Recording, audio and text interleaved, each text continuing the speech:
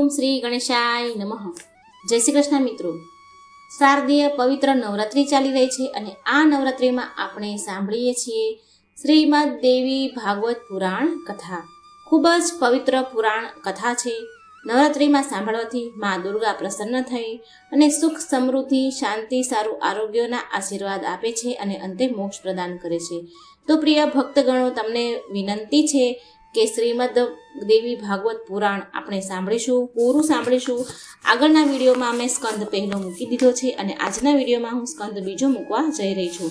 માટે અંત સુધી જરૂર સાંભળજો, પૂરી શ્રદ્ધા અને મનથી સાંભળજો. આપણા સર્વ કષ્ટો દૂર થશે આ સાંભળવાથી. તો બોલો મા દુર્ગાની જય. ઓમ નમઃ શિવાય. સ્કંદ બીજો, સત્યાવતીના જન્મની કથા. ઋષિ મુનિએ સૂતજીને પૂછ્યું, હે મહાભાગ, આપની આ અસ્પષ્ટ વાણીથી અમો આશ્ચર્યચકિત થઈ ગયા છીએ. આથી અમારા મનમાં ઘણો પ્રશ્નો ઉપસ્થિત થયા છે. સર્વપ્રથમ તો પરમ પતિવ્રતા સત્યવતી પોતાના પિતાને ત્યાં રહ્યા હતા. તે સમયે એમના થકી વ્યાસનો જન્મ કેવી રીતે થયો? ત્યાર પછી એ જ સ્થિતિમાં રાજા શાંતનુનું સત્યવતી સાથે વિવાહ કરી 2 પુત્રો કેવી રીતે ઉત્પન્ન કર્યા? હે સૂતજી, આપ તો નૈષ્ઠિક પુરુષ છો, આપ અમને આ રહસ્યમય કથા કહેવાની કૃપા કરો. સૂતજી કહે છે, જે આદિશક્તિ છે તથા જેમની કૃપા ધર્મ અર્થ અને કામ તથા મોક્ષ સુલભ થઈ જાય છે, એવા પરમ શક્તિને પ્રણામ કરીને હું આ પુરાણ સંબંધિત પાવન પ્રસંગોનું વર્ણન આપ સૌને સંભળાવું છું. એક પરમ સત્યવાદી ધાર્મિક ઉપરીચર નામનો રાજા હતો. એમની રાજધાની અધિ દેશમાં હતી. એમને પાસે પુષ્કળ ધનરાશિ હતી. તેમની એક સુંદર રાણી હતી. એનું નામ હતું ગિરિકા. આ ગિરિકા પોતાના ઋતુકાળમાં સ્નાન કરી અને નિવૃત્ત થયા ત્યારે તેમણે પૂષણ વન વ્રત કર્યું અને ત્યાર પછી રાજા ઉપરીચર પાસે પુત્ર પ્રાપ્તિ અર્થે માંગણી કરી. ત્યારે ઉપરીચર રાજાને અગાઉ 5 પુત્રો તો હતા. એ 5 પુત્રોને અલગ અલગ દેશોના રાજા બનાવ્યા હતા અને ત્યારબાદ રાણીએ આવી માંગણી કરી ત્યારે ઉપરીચર રાજાએ એ તરફ લક્ષ્ય આપ્યું નહીં અને પિતૃઓની આજ્ઞાથી તેમણે વનમાં મૃગ્યા શિકાર કરવા જવું પડ્યું હતું.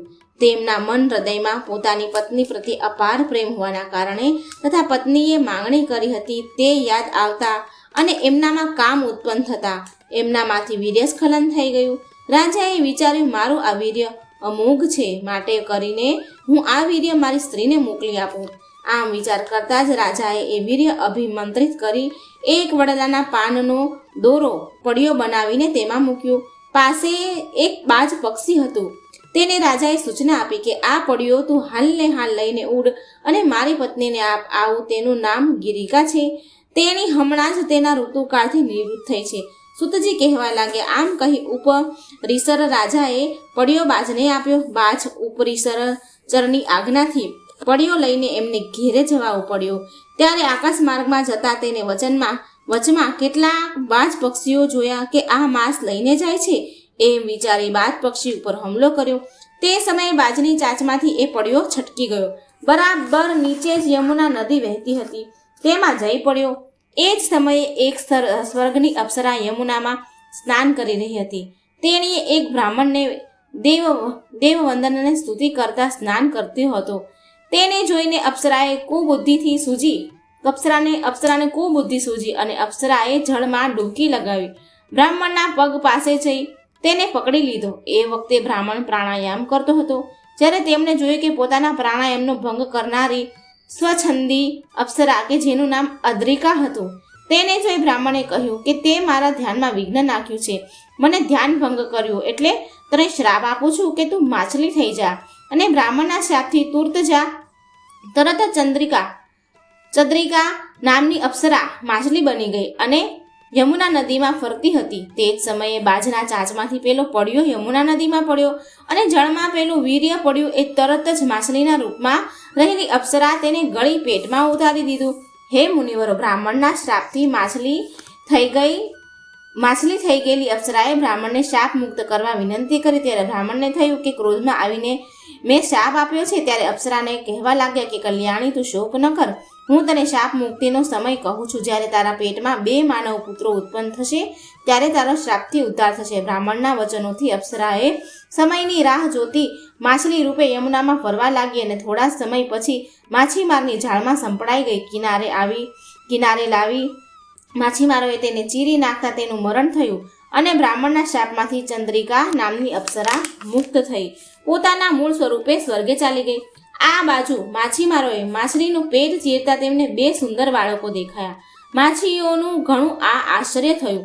એ બંને બાળકોને લઈને રાજા ઉપરીચર પાસે ગયા અને એ બંને બાળકો ઉપરીચરને સોંપ્યા. રાજા ઉપરીચરે ને પણ માછલીના પેટમાંથી બાળકો નીકળ્યા જાણે ઘણું આશ્ચર્ય થયું. એ 2 બાળકોમાં એક પુત્ર હતો અને એક પુત્રી હતી. રાજા ઉપરીચરે પુત્રને પોતાની પાસે રાખી લીધો અને મોટો થતાં જ એ બાળક મત્સ્યરાજ તરીકે પ્રખ્યાત થયા. જ્યારે પેલી બાળકીને માછીમારોએ સોંપી દીધી. આ એ જ કન્યા કાલી કે મત્સ્યાદરી કે મત્સ્યગંધા તરીકે ઓળખાવા લાગી, કારણ કે તેના શરીરમાંથી માછલીની ગંધ પ્રસરતી હતી. એ કન્યા માછીમારને ત્યાં મોટી થવા લાગી. વ્યાસ ભગવાનની ઉત્પત્તિની કથા. સૂતજી કહેવા લાગ્યા કે હે મુનિઓ, આ મત્સ્ય કન્યા જ્યારે યુવાન થઈ અને યમુનાના કિનારે બેઠી હતી એ સમયે મહા તેજસ્વી તપસ્વી પરાશરજી તીર્થટન કરતા હતા. ફરતા ફરતા યમુના કિનારે આવ્યા ત્યારે દેવયોગ આ કન્યાને જોઈને મુનિ કામ વશ વિહવળ થઈ ગયા અને કન્યાનો હાથ પકડી લીધો. તે સમયે પેલી કન્યા બોલી, હે મુનિવર, આપ તો ઉત્તમ એવા કુળના છો અને હું તો માછી કન્યા છું. મારા શરીરમાંથી માછલીની ગંધ પ્રસરે છે. મને જોતા આપે કામ ભાવે મારો હાથ ગ્રહણ કેમ કર્યો? મત્સ્યગંધાનું કહેવું સાંભળી મુનિ પરાશરજીને પોતાના યોગ બળે મત્સ્યગંધાના શરીરમાંથી માછલીની દુર્ગંધને બદલી કસ્તુરીની સુગંધ નીકળવા લાગી એવી બનાવી દીધી. આથી તેના શરીરમાંથી કસ્તુરીની સુગંધ 4 કોશ સુધી ફેલાઈ ગઈ. આથી તેનું એક બીજું નામ યોજન ગંધા એવું પણ પડ્યું. અને એ કન્યા પરાશરજીને કહેવા લાગી કે હે મુનિવર, દિવસનો ઉજાસ હોઈને સમાજ જોઈ રહ્યો હશે. વળી સમાજે મારું ઘર છે, સમાજ જ મારું ઘર છે, એટલે મારા પિતા પણ બેઠા છે. યોજન ગંધાનું કહેવું સાંભળી મુનિ પરાશરે પોતાના તપોબળે ચારે તરફ ધુમ્મસનું વાતાવરણ કરી નાખ્યું અને આ ધુમ્મસને લઈને ચારે તરફ અંધકાર છવાઈ ગયો. ત્યારે પરાશરજી તેની પાસે આવ્યા એટલે યોજન ગંધા કહેવા લાગી કે હે મુનિવર, હું એક કુંવરી કન્યા છું અને તમારા થકી જ હું ગર્ભ ધારણ કરીશ તો સમાજને અને મારા પિતાને હું કઈ રીતે સમજાવી શકીશ? ત્યારે પરાશરજી કહેવા લાગ્યા કે હે કન્યા, તું મારા સંસર્ગમાં આવવાથી ગર્ભ ધારણ કરીશ, તેમ છતાં તારા પિતાને કે સમાજને આ રહસ્યને પામી નહીં શકે, માટે ચિંતિત થઈશ નહીં. એટલું જ નહીં, તું કુમારી કન્યા જ રહીશ. ત્યારે યોજન ગંધાએ મુનિવર પાસે પોતાની ઈચ્છા પ્રગટ કરી. તમારાથી મને ગર્ભ રહેતો એ બાળક પુત્ર જ હોય અને તેનામાં મહાન શક્તિઓ હોય, જે આપના જેવો શક્તિશાળી હોય તથા તેને 3 લોકમાં ખ્યાતિ થાય, તથા હું આજીવન કસ્તુરીની સુગંધવાળી જ રહું તથા હું કુંવારી જ રહું. યોજન ગંધાની ઈચ્છાઓને જાણી પરાશરજી કહેવા લાગ્યા, હે સુંદરી, હે સુંદર કન્યા, તારા ગર્ભથી ઉત્પન્ન થનારો પુત્ર જ હશે અને એ પુરાણોનો રચનાકાર થશે. વેદોના અધ્યયન તેના રહસ્યને સમજીને 4 ભાગ કરશે. તેમજ તારી ઈચ્છા પ્રમાણે તે પુત્રની પ્રતિષ્ઠા 3 લોકમાં સ્થાપિત થશે તથા તારા શરીરમાંથી નીકળતી સુગંધ કાયમ રહેશે. તેમજ તું નવ યૌવનના કુંવારિકા રહીશ અને પછી તું સત્યવતી નામે ઓળખાઈશ. આમ તે કન્યાને ઈચ્છા પ્રમાણે વચન આપ્યું અને ત્યારે પછી સત્યવતીએ પરાશરજીની ઈચ્છા પૂર્ણ કરી. પરાશરજીએ ત્યાર પછી યમુનામાં સ્નાન કર્યું અને ત્યાંથી ચાલ્યા ગયા. આ તરફ સત્યવતી એના પિતા પાસે ઘરે આવી ગઈ. સત્યવતી એના પિતા પાસે ઘરે આવી. સમાજ કે તેના પતિને આ રહસ્યની જાણ થઈ નહીં. સત્યવતીએ ગર્ભ ધારણ કર્યો અને સમય જતાં પુત્રને જન્મ આપ્યો. એ પુત્ર એટલે ભગવાન વ્યાસજી. જન્મતાની સાથે જ વ્યાસજી મોટા થઈ ગયા અને સત્યવતીને કહેવા લાગ્યા કે માતે, મારી પાસે અપાર શક્તિઓનું બળ છે, કારણ કે જો તમારા ગર્ભમાં આવતા પહેલા મારા મનને તપોનિષ્ઠ બનાવીને જ પ્રવેશ્યો હતો. એટલે હે માતા, તમે તમારા પિતા પાસે જાઓ અને હું તપ કરવા માટે જઉં, પરંતુ જતાં પહેલાં તમને વચન આપતો જાઉં છું કે તમને મારી આવશ્યકતા પડે ત્યારે તમે મારું સ્મરણ કરજો. હું તરત જ તમારી પાસે આવી પહોંચીશ. હે મુનિવરો, માતા સત્યવતીને આ પ્રમાણે વચન આપીને વ્યાસજી તપ કરવા ચાલી નીકળ્યા. ત્યારે સત્યવતી પણ પોતાના પિતાને ઘરે ગયા. વ્યાસજીનો આવી રીતે યમુના દ્વીપમાં જન્મ થયો, તેથી તેઓ દ્વૈપાયન પણ કહેવાયા. જ્યારે તેમણે વેદ વ્યાસ જાણી તેને 4 ભાગમાં રચ્યા ત્યારે તેઓ વેદવ્યાસ તરીકે પ્રખ્યાત થયા. હે મુનિઓ, ત્યાર પછી વેદવ્યાસે પુરાણોની રચના કરી, મહાભારતની કથાની રચના કરી. આ આશ્ચર્યજનક કથા પ્રસંગ મેં તમને કહી સંભળાયો. જે કોઈ પાઠક આ કથા પ્રસંગ વાંચે છે કે શ્રવણ કરે છે તેની દુર્ગતિ થતી નથી. એટલું જ નહીં, તે સદા સુખી રહે છે. મહાભીષ અને ગંગાજીને બ્રહ્માજીનો શ્રાપ, શાંતનુ અને ગંગાજીનો વિવાહ, 7 વસુ અને ભીષ્મનો જન્મ. સુતજીએ મુનિગણોને માછી પુત્રી સત્યવતીનો શાંતનુએ સ્વીકાર કર્યો હતો. ત્યાં તથા વ્યાસજીના જન્મની કથા કહી સંભળાય, પરંતુ મુનિઓની જિજ્ઞાસા અને કથાઓ સાંભળવાની ઈચ્છાઓ પૂરી થતી જ નથી. તેથી તેઓ સૂતજીને પ્રશ્ન કરે છે કે પોતાની અન્ય કથાઓ ભક્તિભાવથી સૂતજીના મુખેથી સાંભળી ધન્યતાનો અનુભવ કરે. આથી તેઓએ સૂતજીને પ્રશ્ન કર્યો, હે સૂતજી, મહાભીષ અને ગંગાજીનો વિવાહ થયો કે નહીં? બ્રહ્માજીએ ગંગા અને મહાભીષને શ્રાપ કેમ દીધો? શાંતનુની પ્રથમ પત્ની કોણ હતી જેનાથી ભીષ્મજીનો જન્મ થયો? આ ભીષ્મ વસુ કહેવાય છે. કેમ તે શાંતનુ પુત્ર ભીષ્મએ ઘોર પ્રતિજ્ઞા કયા કારણસર લીધી? આપ અમને તૃપ્ત થાય તે માટે આ સર્વ વૃત્તાંત કહો. મુનિવર્યના પ્રશ્નોથી સૂતજી પ્રસન્ન થયા અને કહેવા લાગે કે હે મુનિઓ, આપ લોક કલ્યાણ અર્થે જ આપને જિજ્ઞાસા વ્યક્ત કરી વધારે કથાઓ સાંભળવા માટે પ્રશ્ન કરો છો, તેથી હું ઘણી પ્રસન્નતા અનુભવું છું. સાંભળો. ઇક્ષ્વાકુ વંશમાં એક મહાભીષ નામે રાજા હતા. તેઓ તેમના સત્યવાદીપણાથી ચક્રવર્તી રાજા તરીકે પ્રખ્યાત થયા. તેમણે 1000 અશ્વમેઘ યજ્ઞો તથા 100 વાજપેયી યજ્ઞો કરાવ્યા હતા, અને આથી જ મહાભીષ રાજા ઉપર ઇન્દ્ર પ્રસન્ન થયા, અને તેના ફળ સ્વરૂપે તેઓ સ્વર્ગના અધિકારી થયા. આ રાજા મહાભીષ એકવાર બ્રહ્માજી પાસે ગયા. ત્યાં બધા દેવતા બ્રહ્માજીની સેવા કરવા હાજર હતા. ગંગાજી પણ પોતાના પિતામહની સેવામાં હતા. તે સમયે અત્યંત વેગથી પવન આવ્યો અને ગંગાજીના વસ્ત્રો ઉડ્યા. તેથી દેવતાઓએ પોતાની નજર તરત જ ધરતી તરફ નીચી કરી લીધી. ત્યારે રાજા મહાભીષ પણ ત્યાં હતા, પરંતુ તેમણે નિર્ભયતાથી તેમની નજર ગંગાજી તરફ જ રાખી. ત્યારે ગંગાજી પણ તેમની તરફ જોઈ રહ્યા હતા, અને આ રીતે તેઓ બંને એકબીજા પ્રતિ આકર્ષણ પામી ચૂક્યા હતા. બ્રહ્માજી આ જોઈ ગયા અને એમનો ક્રોધ વધ્યો. ક્રોધમાં ગંગાજી અને મહાભીષને એક સરખો શાપ આપી બેઠા કે જાઓ રાજન, તમે મૃત્યુલોકમાં જન્મો. આ જ શ્રાપ ગંગાજીને પણ આપ્યો. એ જ સમયે 8 વસુઓ વશિષ્ઠ બાપજીના આશ્રમે તેમની પત્નીઓને સાથે રાખી આવ્યા. આશ્રમમાં એક નંદિની નામની ગાયને જોતા જ જે પ્રધાન વસુ હતા તેમનું નામ ધૌ હતું. એમના પત્નીએ પૂછ્યું કે હે નાથ, આ ઉત્તમ એવી કામધેનુ ગાય કોની છે? ત્યારે ધૌએ કહ્યું, હે સુંદરી સ્ત્રી, આ વશિષ્ઠ મુનિનો આશ્રમ છે, અને આ ગાય પણ એમની જ છે. અને જે સ્ત્રી અથવા પુરુષને આ નંદિની નામની કામધેનુ ગાય દૂધપાન કરવા મળી જાય છે અથવા પાન કરે છે, તો તેને 10,000 વર્ષનું આયુષ્ય આપોઆપ મળી જાય છે, એટલે કે તે જીવી શકે તથા તેની યુવાની કાયમ રહે. ઘઉં થકી આ કામધેનુની વાત સાંભળી તેની પત્ની કહેવા લાગી કે મારી એક સહેલી છે, તે મૃત્યુલોકમાં છે, અને એ રાજશ્રી ઉશીનરની પુત્રી થાય. તેની સુંદરતા અનુપમ છે. હે મહારાજ, આપ આ સુંદર નંદિની કામધેનુ આપણે આશ્રમે લઈ લો, સાથે એના વાછરડાને પણ લઈ લો. આ કામધેનુ ગાયનું દૂધ જ્યાં સુધી મારી સખી પી ન લે ત્યાં સુધી આપણે આશ્રમમાં રાખો, કારણ કે આ ગાયનું દૂધ પીવાથી મારી સખીને ક્યારેય વૃદ્ધાવસ્થાનો સામનો નહીં કરવો પડે, અને સમાજમાં તે એક ઉત્તમ કક્ષાની સ્ત્રી થઈ જશે.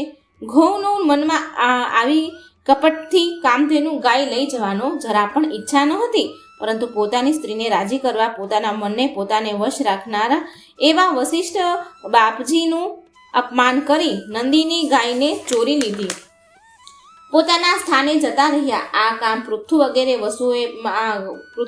વસુએ પણ આ કામમાં મદદ કરી. અહીંયા વશિષ્ઠજી ફળ ફૂલ લઈને આશ્રમમાં આવ્યા ત્યારે નંદિની ગાયને તેને જોઈ નહીં.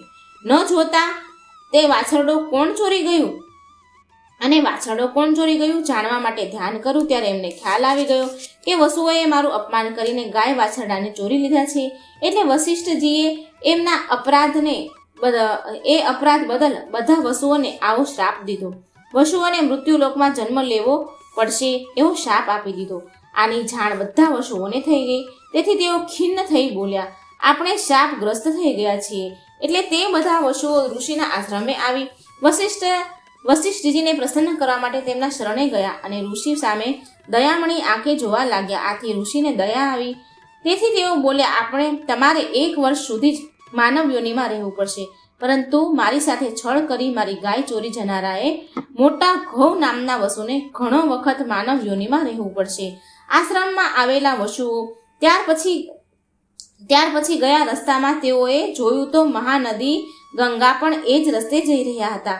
તેથી બધા વસુઓ ગંગાજી સામે આવ્યા અને કહેવા લાગે, હે દેવી, આપ પણ અત્યંત ઉદાસ દેખાઈ રહ્યા છો. હે દેવી, આપ તો નદીઓમાં શ્રેષ્ઠ છો. અમારા શાપનું નિવારણ કરવામાં આપ અમને મદદ કરો. તમે જ મનુષ્ય યોનિમાં જન્મ લઈ લો અને ત્યાર પછી અમે તમારા પુત્ર થઈ અવતરીશું. ત્યાર પછી તમે અમને એક પછી એક જળમાં પધરાવી દેજો, આમ અમે શાપ મુક્ત થઈ જશું. મહારાજ શાંતનુ એક અત્યંત સત્યશીલ રાજવી છે અને રાજર્ષિ પણ છે. તેને આપ અપનાવો અને તેની સાથે વિવાહ કરી પતિ બનાવો. વસુઓની વાત સાંભળીને ગંગાજીએ તરત જ પોતાની સંમતિ આપી દીધી. ત્યારે બધા વસુઓ પોતાને સ્થાને ચાલ્યા ગયા અને દેવી ગંગા પણ ત્યાંથી આગળ ચાલી નીકળ્યા. એમના મનમાં વારંવાર વિચાર આવતો રહ્યો. એ જ સમયગાળામાં મહાભીષનો જન્મ મહારાજ પ્રતીકને ત્યાં પુત્ર રૂપે થયો અને એમનું નામ શાંતનુ રાખવામાં આવ્યું. આ શાંતનુને રાજશ્રી ઉપાધિ મળી. જે સમયે રાજા પ્રતીકે સૂર્યનારાયણનું સ્તવન કર્યું એના પ્રતાપે ફળ સ્વરૂપ એક સુંદર કન્યા જળમાંથી નીકળી અને પ્રતીકના ખોળામાં આવીને બેસી ગઈ. મહારાજ પ્રતીકને આથી ઘણી નવાઈ લાગી. પેલી સુંદર કન્યાને પૂછવા લાગ્યા, હે સુંદરી, તું આમ મારી આ પવિત્ર ડાબી જાંઘ પર કેમ આવીને બેઠી? ત્યારે પેલી સુંદરી કહેવા લાગી, રાજેન્દ્ર, તમે તો કુરુ વંશના એક મહાપ્રતાપી પુરુષ છો, એટલે હું આપને મારા પતિ થાવ એવી ઈચ્છા કરીને હું આપની ગોદમાં બેઠી છું. આપ મારી સેવાનો સ્વીકાર કરો. ત્યારે પ્રતીક રાજા પેલી સુંદરી કન્યાને કહેવા લાગ્યા, હે કલ્યાણી, આમ કામવશ પતિની ખેવના કરતી પારકી સ્ત્રી સાથે હું સંગ નથી કરતો, પરંતુ હે ભામિની, આ મારો ખોળો મારી પુત્રી કે મારી પુત્રવધુ માટે પવિત્ર ખોળો છે.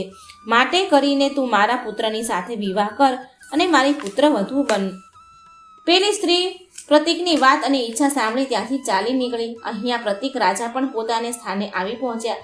થોડો સમય વીત્યો. રાજા પ્રતીકને ત્યાં પુત્ર જન્મ થયો. આ પુત્ર જોતજોતામાં યુવાન થયો. ત્યારે મહારાજ પ્રતીકે તેને પેલી સુંદર કન્યાની વિગત જણાવી અને કહ્યું, પુત્ર, તું એ સુંદર સ્ત્રી સાથે લગ્ન કરી તારી પત્ની બનાવી લે,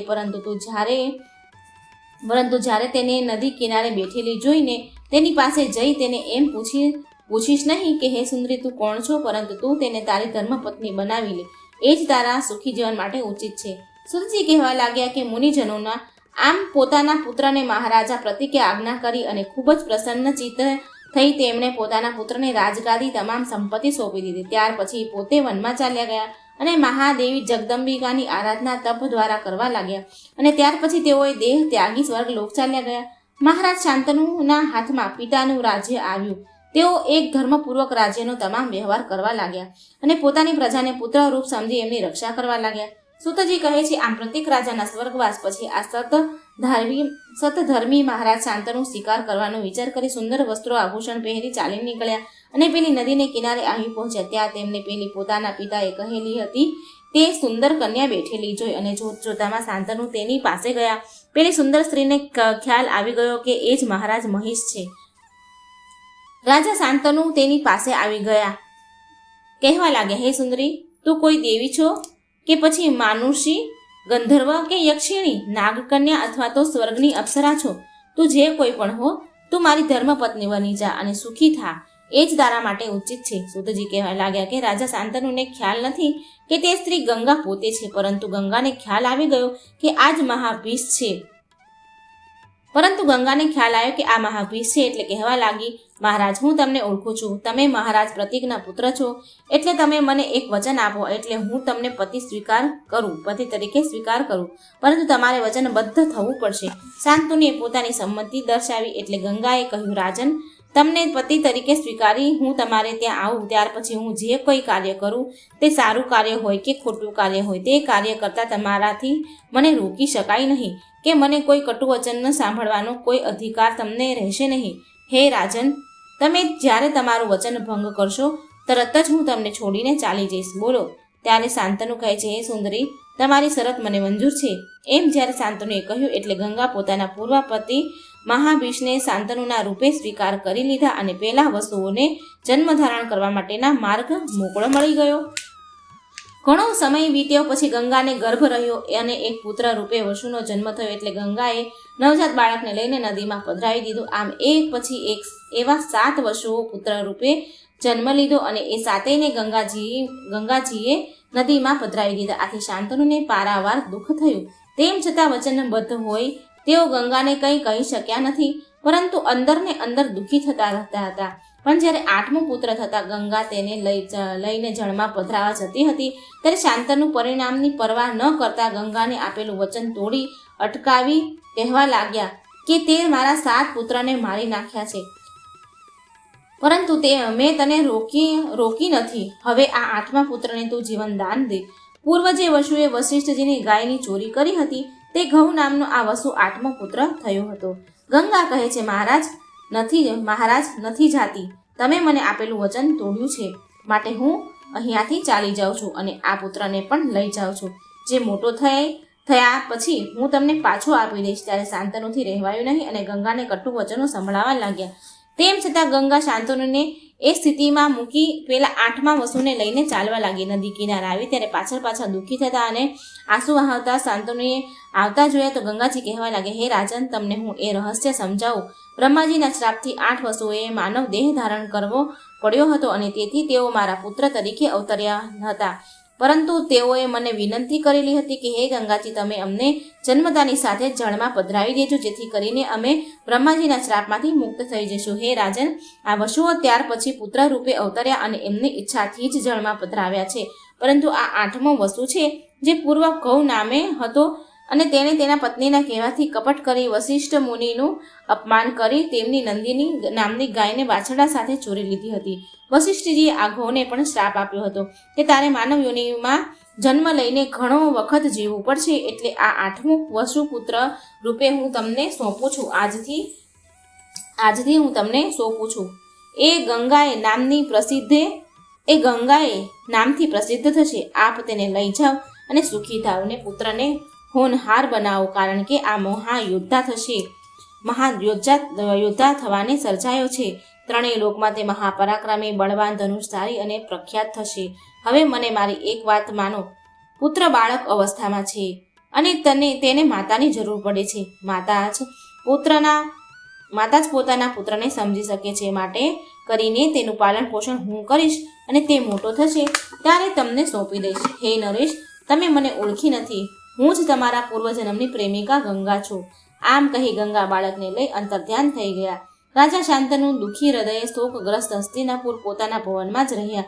આમ સમય વીતતો ગયો. કેટલાક સમય કાળ વીત્યા પછી એક દિવસ રાજા શાંતનુ શિકાર ખેલવા માટે નીકળ્યા. ગંગા નદીના કિનારે આવતા તેમણે જોયું કે કોઈક સુંદર ચહેરાવાળો સુગઠિત સ્નાયુબદ્ધ શરીર છે અને હાથમાં મોટું ધનુષ છે અને એ બાળક ધનુષ પણ બાણ ચડાવી લક્ષ્યબંધ કરતો હતો. આ જ એની રમત હતી. શાંતનુ વિચારવા લાગ્યો કે આટલો સુંદર અને પરાક્રમ સ્નાયુબદ્ધ શરીરવાળો આ બાળક કોણ હશે? આવું વિચારે છે કે એટલામાં જ ગંગા ત્યાં પ્રગટ થયા અને કહેવા લાગ્યા, રાજન, આ તમારો જ પુત્ર છે. મેં તેનું પાલન પોષણ અને આજ સુધી તેની રક્ષા મેં કરી છે. રાજન, આ એ જ 8મો વસુ પૂર્વજન્મનો ઘઉ છે. તેને વશિષ્ઠ મુનિએ વધુ વખત જીવન જીવવાનો શ્રાપ આપ્યો હોવાથી તે જીવિત છે, એટલે હવે તેમને હું સોંપું છું. આમ ગંગાજીએ શાંતનુને કહ્યું અને બાળક ગાંગેયને શાંતનુના હાથમાં સોંપ્યો અને પછી પોતે અંતર્ધ્યાન થઈ ગયા. બાળકનો હાથ પોતાના હાથમાં આવતા શાંતનુની આંખો વર્ષના આંસુથી છલકાઈ ગઈ. પુત્ર ગાંગેયને ગળે લગાવી દીધો ત્યારે એમના હૃદયમાં વ્યાપેલો કલેશ, વ્યથા, શોક, તમામ દુઃખો દૂર થઈ ગયા. પછી તો બાળકે શાંતનુનું હસ્તિનાપુર લઈ ગયા. રાજભવન પહોંચી શાંતનુએ બધાની ઉપસ્થિતિમાં ગાંગેયને હસ્તિનાપુરની રાજગાદી સોંપી દેવાનો નિર્ણય સૌને સંભળાવ્યો. ગાંગેય એટલે કે ભીષ્મને યુવરાજ પદ આપ્યું અને અભિષેક કરાવ્યો. આમ તમામ ગુણોવાળા રાજકુમારને રાજ્યનો ઉત્તરાધિકારી બનાવી દીધો. પછી શાંતનુને અપાર સુખ થયું. હે મુનિઓ, સુતજી, મેં ભીષ્મ જન્મ, ગંગાની ઉપસ્થિતિના કારણો, 8 વસુઓની કથા, આ બધા પાવન પ્રસંગોને તમને કોઈ સંભળાવ્યા છે. જે કોઈ મનુષ્ય સાંભળે છે, કહે છે, તે સર્વ પ્રકારના પાપોથી મુક્ત થઈ જાય છે અને એમાં કોઈ સંદેહ નથી. હે મુનિઓ, આ ઉપાખ્યાન મેં વ્યાસજીના મુખેથી જેવું સાંભળ્યું હતું તેવું જ તમને મેં સંભળાવ્યું છે. દેવવ્રતની ભીષ્મ પ્રતિજ્ઞા. સુતજીએ ઋષિ મુનિઓને પૂછ્યું કે હે લોભ હર્ષણ કુમાર સુતજી, વશિષ્ઠજીના શાપને કારણે 8 વસુઓને જન્મ લેવો પડ્યો, ગંગાને પણ જન્મ લેવો પડ્યો, તેમજ ગાંગેય ભીષ્મની ઉત્પત્તિમાં પણ શાપ જ કારણભૂત હતો. આ કથા આપે અમને સંભળાવી. હે ધર્મજ્ઞ, નિષદ પુત્રી સત્યવતી એક પતિવ્રતા સ્ત્રી હતી અને એનું અંગ સુગંધિત હતું. રાજા શાંતનુને વ્યાસ માતા સત્યવતી કેવી રીતે પ્રાપ્ત થયા તે સમજાવો, કારણ કે સત્યવતીનું પાલન પોષણ દશરાજના ઘરે થયું હતું. તો પછી શાંતનુએ નિષાદ પુત્રીનો કેવી રીતે સ્વીકાર કર્યો? આપ અમારા આ સંશયને દૂર કરવાની કૃપા કરો. સૂતજી કહેવા લાગે, હે મુનિઓ, રાજા શાંતનુ સદા શિકાર કરવાના શોખીન હતા. એકવાર તેઓ દેવવ્રત એટલે કે ભીષ્મને લઈને શિકારે ખેલવા નીકળી ગયા. ત્યારે તેઓ 4 વર્ષ વનમાં રહ્યા હતા. તે સમયે તેઓ ફરતા ફરતા શિકારીની શોધમાં જતા હતા.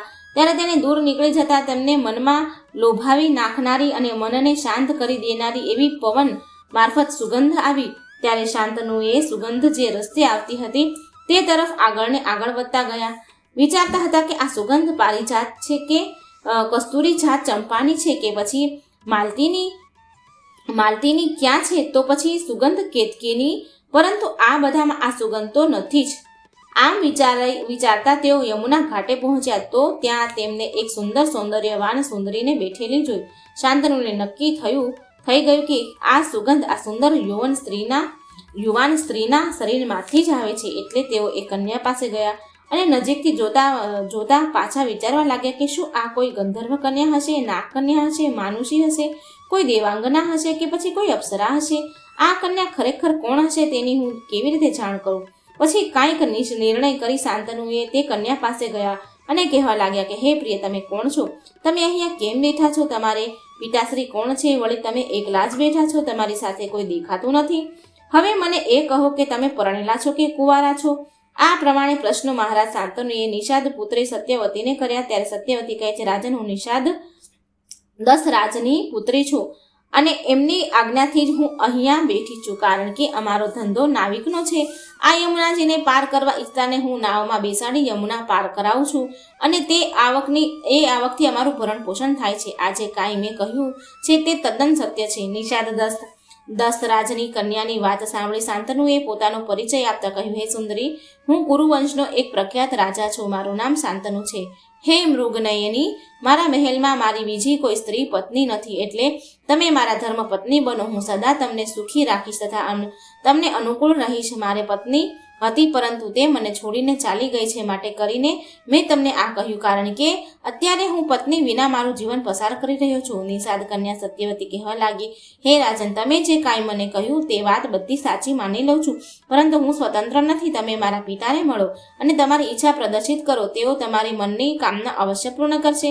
ત્યાર પછી શાંતનુ સત્યવતીના પિતાને મળવા દશરાજાને પોતાની ઈચ્છા કહી સંભળાવી. ત્યારે નિષાદ રાજા કહે છે, ધન્ય ઘડી, ધન્ય ભાગ્ય મારા કે આપે મારી પુત્રીના હાથની માંગણી કરી. તમારી માંગનો હું સ્વીકાર કરું છું, પરંતુ મારી એક શરત છે કે જો મારી પુત્રીને આપનાથી પુત્ર રત્ન થાય, તે તમારા રાજ્યનો રાજા બને, તેમજ એ તમારા પુત્રને રાજગાદી તમે સોંપો. ત્યાર પછી તમારા કોઈ પુત્રને રાજગાદી સોંપી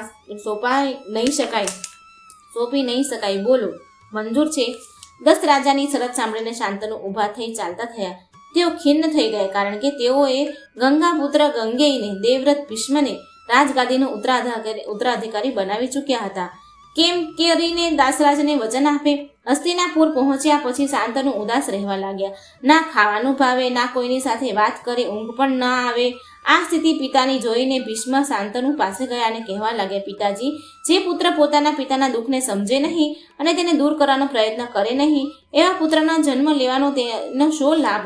મહારાજ, જો તમે દુશ્મન રાજ્ય પર ચઢી આવ્યો હોય તો કહો, હું હમણાં જ તેને હરાવી બંદી બનાવી આપની સામે લાવી મૂકું. પિતાજી, દશરથ મહારાજાના પુત્ર રામે પિતાની આજ્ઞા માનીને રાજ્યનો ત્યાગ કરીને વનવાસ લીધો હતો. હરિશ્ચંદ્ર પુત્ર રોહિત પિતાની ઈચ્છાને કારણે વેચાયો હતો. હું જીવતા આપે કોઈ ચિંતા કરવાની જરૂર નથી, માટે મને આપની ચિંતાનું કારણ બતાવો. પરંતુ પોતાની મનની ઈચ્છા પુત્ર સામે કેમ કહેવાય? પોતે શરમ અનુભવતા હતા, એટલે ભીષ્મને જે તે જવાબ આપ્યો. ભીષ્મ સમજી ગયા કે પિતા સંકોચ અનુભવે છે, એટલે તેઓ શાંતનુના વૃદ્ધ મંત્રીઓ પાસે જઈ પિતાની ચિંતાનું સાચું કારણ જાણવા મળ્યું કે તરત જ તેઓ દશરાજને ત્યાં મળવા ગયા અને દશરાજને કહેવા લાગ્યા કે હે પરમ તપ, તમે તમારી પુત્રી મારા પિતાને આપો. ત્યારે નિષાદ દશરાજ ભીષ્મને કહે છે, યુવાન, તમે જ મારી પુત્રીનો હાથ ગ્રહણ કરો. ભીષ્મ કહેવા લાગ્યા કે હે નિષાદરાજ, તમારી પુત્રી મારી માતા બને છે અને માતા જ રહેશે. હું તેમનો પુત્ર થઈ રહીશ. ત્યારે દશરાજ કહેવા લાગ્યા કે કુમાર, તમે છો એટલે મારી પુત્રીનો પુત્ર કેવી રીતે રાજા બને? ભીષ્મ કહેવા લાગ્યા, ચિંતા ન કરો, તમારી પુત્રીનો પુત્ર જ રાજા બનશે અને હું તેનો સેવક થઈને રહીશ. બોલો, હવે દશરાજ કહેવા લાગ્યા કે કુંવર, જાણી ગયો છું કે આપ પિતૃભક્ત છો અને જે કાંઈ તમે કહ્યું એ સત્ય છે, પરંતુ તમારા લગ્ન થાય અને એ તમારો પુત્ર મારી પુત્રીને પુત્ર પાસેથી રાજ્ય બળજબરીપૂર્વક લઈ લે તો? ત્યારે ભીષ્મ બુલંદ અવાજે આકાશ સામે બોલ્યા, તો સાંભળો દશરાજ, હું લગ્ન જ નહીં કરું અને આજીવન તમારી પુત્રીના પુત્રનો સેવક થઈને રહીશ. આ મારી પ્રતિજ્ઞા છે અને આ પ્રતિજ્ઞા કોઈ પણ સંજોગોમાં મિથ્યા નહીં થાય. સૂતજી કહેવા લાગ્યા કે દેવવ્રતની આવી અટલ અને અચળ પ્રતિજ્ઞા સાંભળી દશરાજે પોતાની પુત્રી શાંતનુને આપી દીધી. કૌરવ પાંડવોની જન્મની કથા. મહારાજ શાંતનુને પુનઃ સક્રિય કરવા અને આનંદમાં રાખવા માટે પુત્ર દેવવ્રત જ, જે ગંગેય પણ કહેવાય છે, ભીષ્મ પિતામાં છે. દશરાજ પાસે પિતા માટે તેની પુત્રી સત્યવતીની માંગણી કરી. ત્યારે દશરાજે શંકાઓ વ્યક્ત કરતા શાંતનુ પુત્ર દેવવ્રતે ભયંકર કહેવાય તેવી કઠોર પ્રતિજ્ઞા આકાશમાં દેવો સામે નજર કરીને લીધી. પોતે આજીવન કુંવારા રહેશે, લગ્ન નહીં કરે. તદ ઉપરાંત સત્યવતીના પુત્રને રાજા બનાવી તેમને સેવક થઈ રહેશે. સૂતજી કહે છે, દેવવ્રતની આવી કઠોર અને અટલ પ્રતિજ્ઞા સાંભળી દશરાજાએ સત્યવતીને મહારાજ શાંતનુને અર્પણ કરી દીધા. દેવવ્રતે આવી ભીષ્મ પ્રતિજ્ઞા કરી, તેથી તેઓ ભીષ્મ કહેવાયા. હે મુનિવરો, ત્યાર પછી શાંતનુએ સત્યવતીને પોતાની પત્ની કરી સ્થાપી. શાંતનુને ખબર નહોતી કે સત્યવતીનો પહેલો પુત્ર વ્યાસજી હતા. તેની જાણ ન હતી. સમય જતાં સત્યવતીને બે પુત્રએ તેને જન્મ આપ્યો. એકનું નામ ચિત્રંગાધ અને બીજાનું નામ વિચિત્રવીર્ય. આ બે પુત્રો સમય જતાં મૃત્યુ પામ્યા. ત્યારે વંશને ચાલુ રાખવા સત્યવતીએ પોતાના પ્રથમ પુત્ર વ્યાસને યાદ કર્યા અને વિચિત્રવીર્યના ક્ષેત્રમાં ધૃતરાષ્ટ્રનો જન્મ થયો. આ પુત્ર નેત્રહીન હતો. વિચિત્રવીર્યની પત્નીએ વ્યાસજીને જોઈને આંખો બંધ કરી હતી, તેથી તે પુત્ર ધૃતરાષ્ટ્ર અંધ હતો. ત્યારે બીજી સ્ત્રીએ પોતાના શરીર ઉપર બધે ચંદનનો લેપ કરી નાખવાથી તેનો પુત્ર પાંડુ રોગગ્રસ્ત થયો. ત્રીજી વખત સ્ત્રીએ વ્યાસજી પાસે અંધારાનો લાભ લઈ પોતાને બદલે દાસીને મોકલી આપી. દાસીને પણ પુત્ર થયો. એ પુત્રનું નામ વિદુરજી થયું. આ વિદુરજી અત્યંત બુદ્ધિમાન હોવાથી મંત્રીઓને વિદુરજીને મંત્રી પદ આપ્યું હતું. ધૃતરાષ્ટ્ર અંધ હોવાથી ભીષ્મજીની સંમતિથી નાના પુત્ર પાંડુને રાજ્યકાર ભાર સોંપી રાજા બનાવ્યા. ધૃતરાષ્ટ્રને બે પત્નીઓ હતી. એકનું નામ ગાંધારી હતું, તે સુબલ રાજાની પુત્રી હતી, અને બીજી પત્નીનું નામ હતું વૈશ્યા અર્થાત વૈશ્ય કન્યા હતું. તે ઘરનું સર્વ કામકાજ સંભાળતી હતી. પાંડુને પણ બે પત્નીઓ હતી. એકનું નામ જે હતું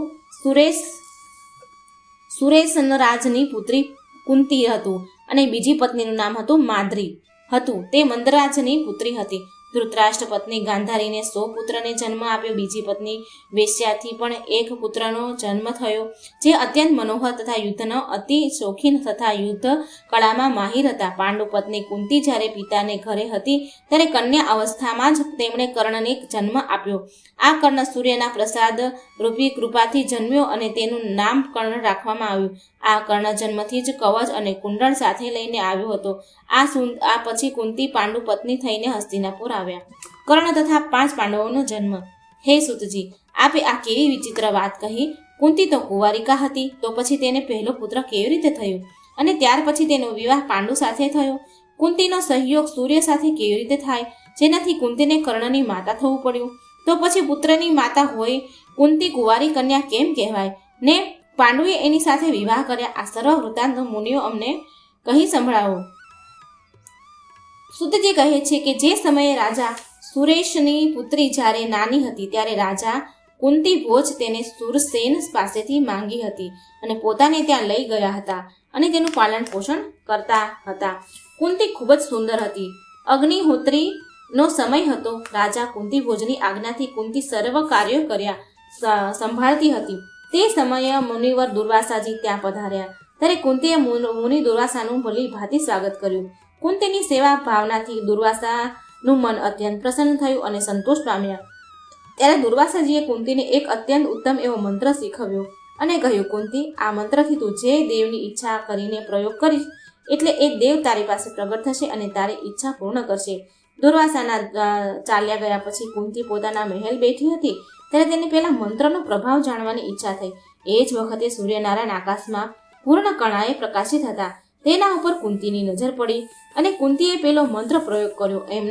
એના પ્રભાવથી સૂર્યનારાયણ આકર્ષિત થયા અને એક સુંદર પુરુષનું રૂપ લઈને કુંતી સામે હાજર થયા.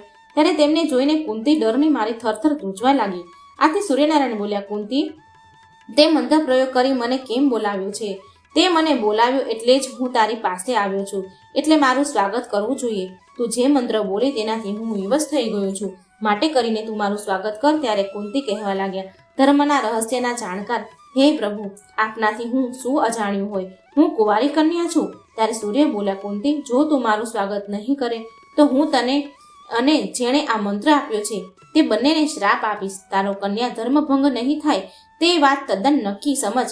માટે કરીને તું મારું સ્વાગત કર. એથી વિશેષ સમગ્ર લોકમાં આ રહસ્યને કોઈ જાણી જ નહીં શકે તથા તને મારા જેવો જ અતિ બળવાન તેજસ્વી પુત્ર પ્રાપ્ત થશે. આમ કુંતીને ઈચ્છિત વરદાન આપીને ભગવાન સૂર્યનારાયણ પોતાના લોકમાં ચાલ્યા ગયા. સૂર્યના તેજ થકી કુંતીએ ગર્ભ ધારણ કર્યું અને સમય જતાં તેને પુત્ર થયો. આ પુત્ર જન્મ સાથે જ કવચ અને કુંડળ લઈને આવ્યો હતો.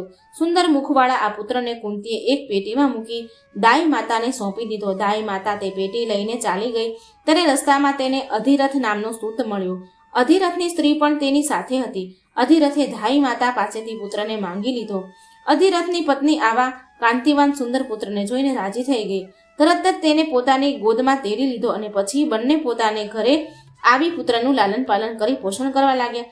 આ જ બાળક યુવાન થઈ પરાક્રમી મહાયોદ્ધા અને ત્યારે તે કર્ણ નામથી વિખ્યાત થયા.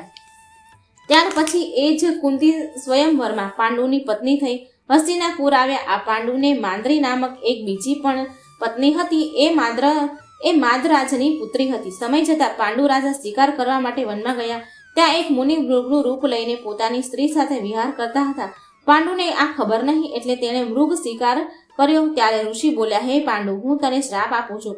તું જ્યારે પણ તારી પત્ની સાથે વિલાસ સંભોગ કરીશ ત્યારે તરત જ તારું મૃત્યુ થશે. મારો શ્રાપ સત્ય ઠરશે. પાંડુ શ્રાપથી દુઃખી થઈ ગયા અને રાજ્યનો ત્યાગ કરી વનમાં ચાલ્યા ગયા. પાંડુ પત્નીઓ કુંતી તથા માંદ્રી આ બંને સ્ત્રીઓ પતિવ્રતા નારીઓ હતી. પતિવ્રત ધર્મ ચુસ્તપણે પાળનારી નારીઓ પોતાના પતિની સેવા કરવા રાજ સુખ યોગનો ત્યાગ કરી વનમાં પતિ સાથે ચાલી નીકળી. ગંગા કિનારે ઋષિઓના આશ્રમો હતા. ત્યાં પાંડુએ પણ પોતાનું નિવાસ સ્થાન બનાવી આસપાસના આશ્રમોમાં મુનિઓ દ્વારા કથાઓ સાંભળવા મળતી. પાંડુએ કઠિન તપ કરવા માંડ્યું. એક સમયે પાંડુને કથા સાંભળતા હતા ત્યારે વક્તાએ કહ્યું, શ્રોતાજનો, સંતાનહીનની ગતિ થતી નથી. તેથી પાંડુને પેલું મુનિએ કહ્યું કે હે પરમ તપે, સંતાનહીનને સ્વર્ગ જવાનો અધિકાર નથી હોતો. એટલા માટે ગમે તે ઉપાયે પુત્ર ઉત્પન્ન કરવો જોઈએ. સંશજ, પુત્રિકા, પુત્ર, શેતજ, ગોલક, કુંડ, સુપ્રેડ, કાનીન, ક્રીત વનમાંથી મળેલો, કોઈએ આપેલો, કોઈની પાસેથી ધન આપી ખરીદેલો હોય તે આવા અજ્ઞાત પ્રકારે પુત્ર પ્રાપ્ત કરનારને પુત્ર પ્રાપ્ત કરવો જોઈએ. આવું કથાકાર પાસેથી સાંભળીને પાંડુએ પોતાની પત્ની કુંતીને કહ્યું. ત્યારે કુંતી બોલ્યા, નાથ, મારી પાસે દુર્વાસા મુનિએ આપેલ એક મંત્ર છે જેનાથી પુત્ર પ્રાપ્ત થઈ શકે છે. આ મંત્રથી હું ગમે તે દેવને ઈચ્છા કરું તે દેવ મારી પાસે આવશે અને તેના થકી પુત્ર પ્રાપ્ત થશે મને. પાંડુએ પોતાની સંમતિ દર્શાવી ત્યારે કુંતીએ ધર્મદેવને મંત્રથી આમંત્રિત કર્યો. ધર્મ રાજા મંત્રથી પધાર્યા અને તેમની કૃપા વડે કુંતીને યુધિષ્ઠિર પુત્ર રૂપે મળ્યા. પછી વાયુની કૃપાથી ભીમ દેવરાજ, ઇન્દ્રની કૃપાથી અર્જુન પ્રાપ્ત કર્યા. આમ એક વર્ષનું અંતર રાખી કુંતીએ દેવોની કૃપાથી 3 પુત્રો પ્રાપ્ત કર્યા. ત્યારે માદ્રીએ પણ પુત્રની ઈચ્છા કરતા પાંડુએ કુંતીને પેલો મંત્ર આપવા કહ્યું. કુંતીએ માંદ્રીને મંત્ર આપ્યો. માંદ્રીએ મંત્રના પ્રયોગથી અશ્વિની કુમારો આવ્યા અને એમની કૃપાથી માંદ્રીએ 2 પુત્રો સહદેવ અને નકુલની માતા બન્યા. હે દ્વિજવરો, આમ બંને માતાઓ થકી પાંડવ ક્ષેત્ર જ થયા. એક જ સમયની વાત છે. કુંતી કોઈ કારણસર આશ્રમમાં હતા નહીં. સુમસામ આશ્રમમાં ફક્ત પાંડુ અને માંદ્રી 2 જ હતા. ત્યારે દેવ યોગ જ એવું બન્યું હતું હોવું જોઈએ કે પાંડુ માંદ્રીને જોઈને એકદમ આકર્ષિત થયા અને માંદ્રીનો હાથ પકડી પોતાની પાસે ખેંચી. માંદ્રીએ તેમને રોકવા ઘણા પ્રયત્ન કર્યા, પરંતુ જ્યાં પાંડુનું મોત માથે ભમતું હોય ત્યાં તે રોકાય ન રોકાય. આ દેવયોગ નહીં તો બીજું શું? અને તેઓએ માંદ્રી સાથે સહયોગ કર્યો કે તે તરત જ પાંડુ ગબડી પડ્યા ને એમનું મૃત્યુ થયું. આસપાસના મુનિઓએ પાંડુની અંતિમ ક્રિયા કરી. સતીઓનું સત્ય પાલન કરતા માંદ્રી પતિની ચિતા પર બેસી સતી થઈ ગઈ. તેમણે ધર્મના સાક્ષીએ પોતાના બંને પુત્રો નકુલ અને સહદેવની કુંતીને સોંપી દીધા. આસપાસના આશ્રમોમાં રહેતા તપસ્વી મુનિઓ કુંતી તથા 5 કુંવરોને લઈને હસ્તિનાપુર આવી ભીષ્મજીને સોંપ્યા. ભીષ્મજીએ કુળવધુ અને 5 પાંડવોને પોતાની સાથે હસ્તિનાપુરમાં રાખ્યા અને તેમનું પાલન પોષણ કર્યું. હે મુનિઓ, આમ 5 પાંડવોની ઉત્પત્તિ થઈ.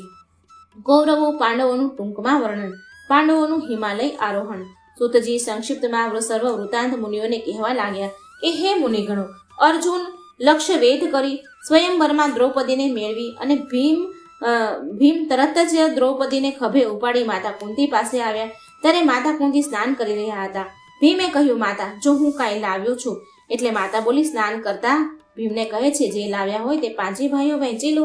હે મુનિગણો, માતા કુંતીએ આમ કહ્યું કે માતા કુંતીથી આમ કહેવાય ગયું અને આદરણીય હોય તે 5 પાંડવોની પત્ની બની.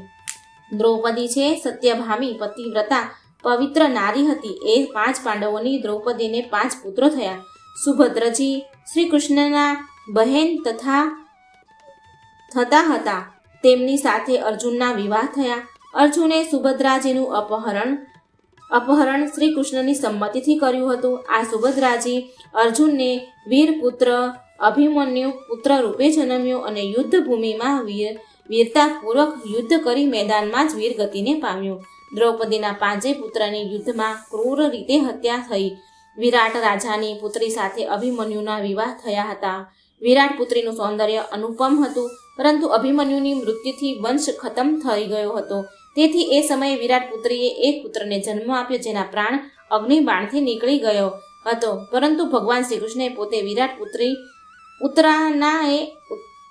ઉત્તરાનાએ બાળકીની રક્ષા કરી હતી. એ બાળક અશ્વત્થામાના અગ્નિબાણથી બળી રહ્યો હતો. ત્યારે પોતાની અદ્ભુત શક્તિથી ભગવાન શ્રી કૃષ્ણે તેને બચાવી લીધો. વંશ સમાપ્ત થવાનો જ હતો ત્યારે જ એ પુત્ર ઉત્પન્ન થયો હતો. ઉત્તરાનાએ પુત્રનું નામ પરોક્ષિત રાખ્યું હતું. પોતાના તમામ પુત્રોના મૃત્યુથી ધૃતરાષ્ટ્ર અત્યંત દુઃખી હતા. ધૃતરાષ્ટ્રે દુઃખી હૃદયે પોતાના પુત્રોના શ્રાદ્ધ આદિ કર્મ વિવિધપૂર્વક પૂર્ણ કર્યા. બ્રાહ્મણોને પુષ્કળ દ્રવ્ય દાન આપ્યા. ઓર્ધવ્ય દેહી ક્રિયા બાદ તેઓ ગાંધારી સાથે વનમાં ચાલ્યા ગયા. દાસી પુત્ર વિદુરજી અને કુંતાજી પણ તેઓની સાથે વનમાં ગયા. આ તમામ વનમાં હતા ત્યારે અચાનક ભયાનક આગે આખા વનને ભરોડો લગાવ્યો અને તે આગમાં ધૃતરાષ્ટ્ર, ગાંધારી, કુંતીજી વળીને ભસ્મ થઈ ગયા. આ સમયે સંજય ધૃતરાષ્ટ્ર પાસેના તીર્થયાત્રાએ ગયા હતા. તેમને નારદજી મારફત આ સમાચાર યુધિષ્ઠિરને મળ્યા. ત્યારે ધર્મરાજાએ ખૂબ જ દુઃખ થયું. કુરુક્ષેત્રમાં પાંડવો દ્વારા કૌરવોનો નાશ થતા પછી 36 વર્ષ બાદ યાદવોનો પણ નાશ થયો. બ્રાહ્મણોએ શાપ આપેલ તેથી યાદવ અંદરો અંદર લડી મર્યા. કૃષ્ણના મોટા ભાઈ બલરામજીએ પણ પોતાના દેહનો ત્યાગ કર્યો. પૂર્વ વાલીને રામે મારી નાખ્યો હતો. ત્યારે રામે કહેલું હતું કે જેમ તેમ તને હણ્યો એમ હું મારા કૃષ્ણ અવતારે પાર્થિવ રૂપે મને બાણ મારજે, આથી મારું પણ મૃત્યુ થશે. એમ પ્રભુ દૂરથી હરણ દેખાઈ એ મુદ્રામાં સૂતા હતા. ત્યારે પાર્થિવનું બાણ વાગ્યું અને તેઓ પોતાની ઈચ્છાથી અંતર્ધ્યાન થઈ ગયા. ભગવાન શ્રી કૃષ્ણના અંતર્ધ્યાન થઈ ગયાના સમાચારથી વસુદેવજીએ ભગવતી ભુવનેશ્વરીનું ધ્યાન ધર્યું અને પોતાના પ્રાણને પોતાની ઈચ્છાથી છોડી પોતાના દેહનો ત્યાગ કર્યો. ત્યાર પછી સમુદ્રએ ભગવાન શ્રી કૃષ્ણની દ્વારકા નગરી ડૂબાડી દીધી. ત્યારે અર્જુન સૌને લઈને જતા હતા. તે સમયે કાબા અને કાબાઓએ અર્જુનને લૂંટી લીધા. સમય બલવાન છે હે નહીં મનુષ્ય બલવાન. કાબે અર્જુન લૂંટ્યો, વહી ધનુષ વહી બાણ. કારણ કે પ્રભુ શ્રી કૃષ્ણના સ્વધામ સિધાવી જવાથી અર્જુનનો પ્રભાવ ક્ષીણ થઈ ગયો હતો. યાદવોનો સહાર તથા શ્રી કૃષ્ણના સ્વધામ ગયાના સમાચાર મળતા ધર્મરાજ યુધિષ્ઠિરે હિમાલય જવાનો નિર્ણય કરી લીધો. પરીક્ષિતનો રાજ્ય અભિષેક કરાવી દ્રૌપદી તથા બધા ભાઈઓને સાથે લઈ ધર્મરાજ યુધિષ્ઠિર હિમાલય જઈ સૌએ પોતાના દેહનો ત્યાગ કર્યો. મહારાજ પરીક્ષિત અત્યંત ધર્મપરાયણ પુરુષ હતા. પ્રજાને પુત્ર સમાન લેખતા તેમણે 8 વર્ષ સુધી રાજયાસન નિભાવ્યું. તેમના રાજ્યમાં પ્રજા ઘણી સુખી હતી.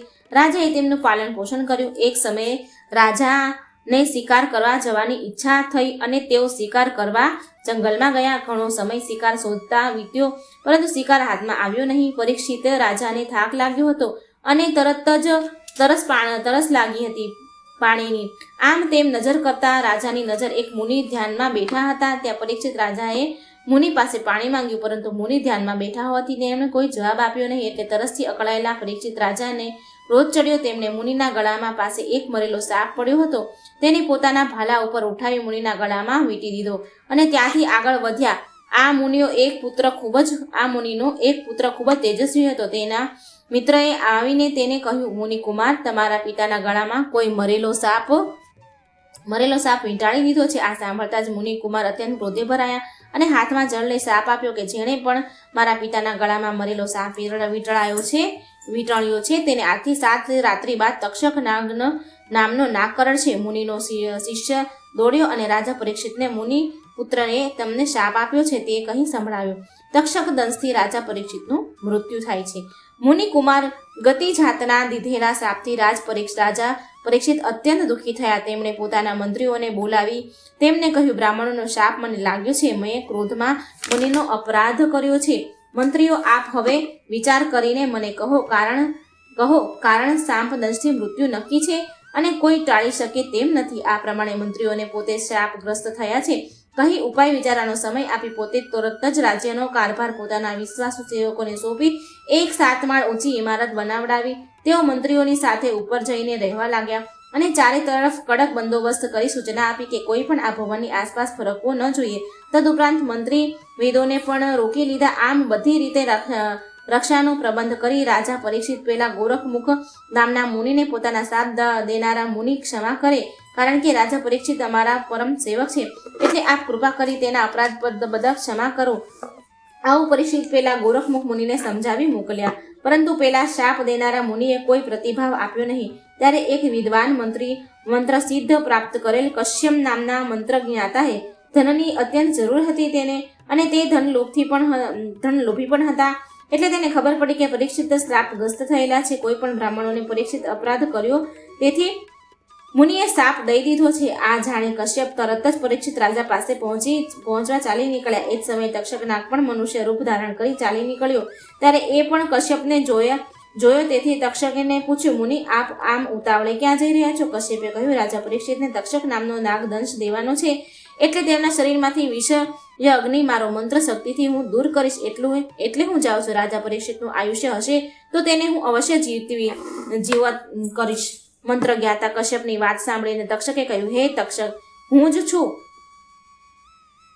છું તક્ષક, અને પરીક્ષિત રાજાને હું દંશ દઈને મારા વિષયને અગ્નિથી બળીને ભસ્મ કરી નાખીશ. એટલે તમે અહીંથી પાછા વળો, કેમ કે જેને હું દંશ મારું છું તેનું મૃત્યુ નિશ્ચિત થઈ જાય છે અને તેનો ઉપાય કોઈ મંત્રથી થઈ શકે તેમ નથી. પરંતુ તમે કહો છો તેમ તમારા મંત્ર પ્રભાવે પરીક્ષિતને જીવિત કરવાનું કહો છો, તો મારા મંત્રનો પ્રભાવ કેવો છે તે મને બતાવો. હું આ વડના વૃક્ષને દંશ દઉં છું, તેથી તે બળીને ભસ્મ થઈ જશે. ત્યારે કશ્યપજી કહે છે, નાગરાજ, તમારા દંશ દેવાથી કે બળીને ભસ્મ થઈ ગયેલા અને હું મારા મંત્ર બળના પ્રભાવથી ફરીથી આ વટવૃક્ષને લીલુંછમ કરી દઈશ.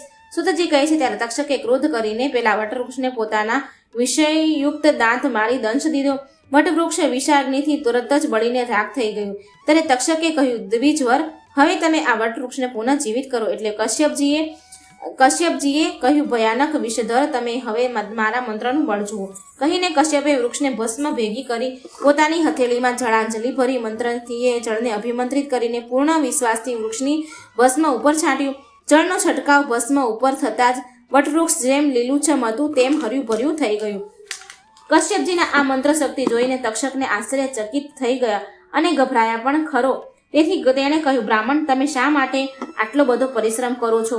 તમારે શેની ઈચ્છા છે? તમારે જે જોઈએ તે હું તમને આપી શકું તેમ છું. કશ્યપ કહેવા લાગ્યા, નાગરાજ, મારે ધનની ઘણી જરૂર છે. મહારાજ પરીક્ષિતને પુનઃ જીવિત કરીને હું તેમની પાસેથી પુષ્કળ દ્રવ્ય મેળવી શકું છું. આમ વિચારીને જ હું ત્યાં જાઉં છું. તક્ષક કહે, દ્વિજવર, તમને રાજા થકી જેટલું ધન મેળવવાની આશા હોય તેટલું ધન હું તમને આપી દઉં છું. તમારે ઘરે તારે જાઓ તમે, અત્યારે તમને ધન આપું છું હું. સુતજી કહેવા લાગ્યા, પરમાર્થ મહત્વને જાણવા વાળા કશ્યપે તક્ષકની વાત સાંભળી પોતાના કર્તવ્ય ધર્મની વિષયમાં વિચાર કર્યા કે જો હું ધન લઈને કર્તવ્ય પૂર્ણ કર્યા સિવાય મારા ઘેર ચાલ્યો જઈશ તો ધન લોભી કહેવાય, જગતમાં મારી નિંદા થશે, જે પછી ખતમ નહીં થાય. અગર જો હું પરીક્ષિતને જીવિત કરું તો મારી કીર્તિ થશે અને પુષ્કળ ધન લાભ સાથે કોઈનું જીવન બચાવવાનું પુણ્ય પ્રાપ્ત થશે. એટલા માટે મારે મારા કર્તવ્યનું પાલન કરવું જોઈએ અને પ્રતિષ્ઠાની રક્ષા કરવી જોઈએ. આમ વિચાર કરીને કશ્યપે પરીક્ષિત રાજાનું આયુષ્ય હજુ બાકી છે કે પૂર્ણ થયું છે તે જાણવા માટે ધ્યાન ધર્યું તો તેને ખ્યાલ આવ્યો કે પરીક્ષિતનું આયુષ્ય પૂર્ણ થયું છે તેમજ મૃત્યુ નિશ્ચિત છે. જાણે ધર્માત્મા કશ્યપજી તક્ષક પાસેથી પોતાને ઈચ્છિત ધન મેળવીને પાછા પોતાના ઘરે ચાલ્યા ગયા. આથી તક્ષક ઘણો ખુશ થયો અને પોતાની સાથે સર્પોને મનુષ્ય રૂપે ફળ ફળાદી લઈને પરીક્ષિતના ભવન તરફ બધું સમજાવીને મોકલ્યો. પોતે એક કીડાનું રૂપ લઈને એક ફળમાં જઈને બેસી ગયા. તક્ષકના માણસોને રક્ષકોએ અટકાવ્યા. પૂછ્યું. પેલા તક્ષકના સર્વ તપસ્વીના રૂપે કહેવા લાગ્યા, અમે સૌ મહારાજના દર્શને આવ્યા છીએ. તમે રાજાના દર્શન આવ્યા છો તે સાચું, પરંતુ અમારા રાજાની મુલાકાત આજે આપને થઈ શકે તેમ નથી. માટે કરીને આપ સૌ આવતીકાલે પધારજો. ત્યારે પેલા તપસ્વીઓએ રક્ષકોને કહ્યું, ઠીક, આપ કહો તેમ બરાબર છે, પરંતુ તમે આ ફળ ફૂલ અને રાજાને ભેટ ધરવા લાવ્યા છે તે એમને પહોંચાડી દો. આ બ્રાહ્મણોનો આશીર્વાદ રૂપ છે. રક્ષકોએ અત્યંત વિનમ્રતાથી બ્રાહ્મણોની પાસેથી ફળ ફૂલ લઈ લીધા અને રાજા પરીક્ષિતને પહોંચાડ્યા. રાજાને ખબર નહોતી કે તેને તક્ષક કીડા રૂપે જ મળ્યો. તક્ષક જ કીડાના રૂપે જે ફળમાં બેઠો હતો તે જ ફળ લઈને પકડ્યું તો તેમાંથી તરત જ કીડા રૂપે બેઠેલો તક્ષક બહાર આવ્યો અને ભયાનક તક્ષક નાગના રૂપે થઈ ગયો. આ જોઈને સૌ ગભરાઈ ગયા અને ત્યાંથી દૂર ખસી ભયના માર્યા ધ્રુજવા લાગ્યા. તક્ષકે ત્યાર પછી જરા પણ વાર કરી નહીં. રાજા પરીક્ષિતને દંશ દીધો. રાજાનું જીવન સર્વદંશી સમાપ્ત થઈ ગયું. તક્ષક પછી પોતાના કાર્ય પતાવી અંતરિક્ષમાં ચાલ્યો ગયો. પરીક્ષિત પુત્ર જન્મેજય દ્વારા સર્પ યજ્ઞ. સુતજી કહેવા લાગે કે મહારાજ પરીક્ષિતના મૃત્યુ સૌને ઘણો શોક થયો. પરીક્ષિત પુત્ર જન્મેજય હજુ બાળ અવસ્થાએ હતા એટલે રાજ્યના સર્વ મંત્રીઓએ મહારાજ પરીક્ષિતના પરાલૌકિક ક્રિયાઓને સંપન્ન કરી. શુભ મુહૂર્ત જન્મેજયનો રાજ્ય અભિષેક મંત્રીઓને કર્યો. ત્યાર પછી જન્મેજય 11 વર્ષના થયા ત્યારે તેમની વિદ્યા અભ્યાસ શરૂઆત કુળના પુરોહિત કરી. જન્મેજય એટલા બધા હોશિયાર હતા કે તેમની બુદ્ધિ ઘણી કુશાગ્રસ્ત હતી. તેથી પુરોહિત કંઈ પણ કહે શીખવે તે તેઓ બરાબર ધ્યાન નહીં સાંભળી શીખી લેતા. જેમ દ્રોણાચાર્યએ અર્જુને પરશુરામજીએ કર્ણને વિદ્યાભ્યાસ કરાવ્યો હતો, તેમ કૃપાચાર્યએ જન્મેજયને સંપૂર્ણ ધનુ વિદ્યા શીખવી. આમ શસ્ત્ર વિદ્યા તથા શાસ્ત્ર વિદ્યામાં તેઓ પારંગત થઈ ગયા. વિશેષમાં તેઓ પરમાર્થ વિષયક અજ્ઞાનથી પણ તેઓને સંપન્ન કરી લીધું. સદા સત્યભાષી, પોતાના મનને ઇન્દ્રિયોને પોતાને વશમાં રાખતા આવા પ્રજાપતિ, પ્રજાપાલક, મહાપરાક્રમી એવા જન્મેજય સાથે કાશી નરે સુવર્ણમાન પોતાની પુત્રી વયુષ્ઠમાનો વિવાહ કર્યા. રાજ્ય કારભાર મંત્રીઓને સુયોગ્ય રીતે સાંભળવા લાગ્યા. તે સમયની એક વાત છે. એક ઉત્તમ નામના મુનિ હતા. તેમનું તક્ષકે ઘણું કષ્ટ આપ્યું હતું. તેથી તક્ષક ઉપર બદલો લેવા ઉત્તક મુનિ હસ્તિનાપુર ગયા અને જન્મેજય રાજાને કહેવા લાગ્યા કે રાજન, તમે ભરત વંશના રાજાઓમાં સૌથી ઉત્તમ રાજા છો. તક્ષકના દંશથી મૃત્યુ પામેલા તમારા પિતાની મુક્તિ થઈ નથી. તેઓ અંતરિક્ષમાં આમ તેમ ભટકે છે. એક આદર્શ અને પિતૃભક્ત પુત્રનો ધર્મ પણ તમે નિભાવો અને તમામ સર્પોનો નાશ કરી તમારા પિતાનો ઉદ્ધાર કરાવો. કેમ કે પિતાને વેરને ભૂલનારો પ્રાણી જીવિત હોવા છતાં મરેલો જાણવો. એટલે તમે તમારા પિતાની મુક્તિ અર્થે સર્વોને મારી નાખો કે રાજન, તમે અંબા યજ્ઞ કરાવી સર્પોનો નાશ કરો. તે તમારા માટે આવ કાર્ય ગણાશે. સુતજી કહેવા લાગ્યા. ઉત્તકની વાત સાંભળીને જન્મેજય રાજાએ પોતાના મંત્રીઓને બોલાવી સૂચના આપી કે તમે સૌ અંબા યજ્ઞ કરાવવા માટે જે કાંઈ આવશ્યક સામગ્રી એકઠી કરાવો. પિતાની મુક્તિ અર્થે તેમ વિધિપૂર્ણ સર્વમેઘ યજ્ઞ કરવામાં આવશે. તક્ષક યજ્ઞ પશુ બનશે. ઉત્તંગ કાર્યોમાં આચાર્ય થશે. સુતજી કહે છે, આમ યજ્ઞની સર્વ તૈયારીઓ થઈ ગઈ. યજ્ઞ વેદીઓનું નિર્માણ કરવામાં આવ્યું અને યજ્ઞનો આરંભ થયો.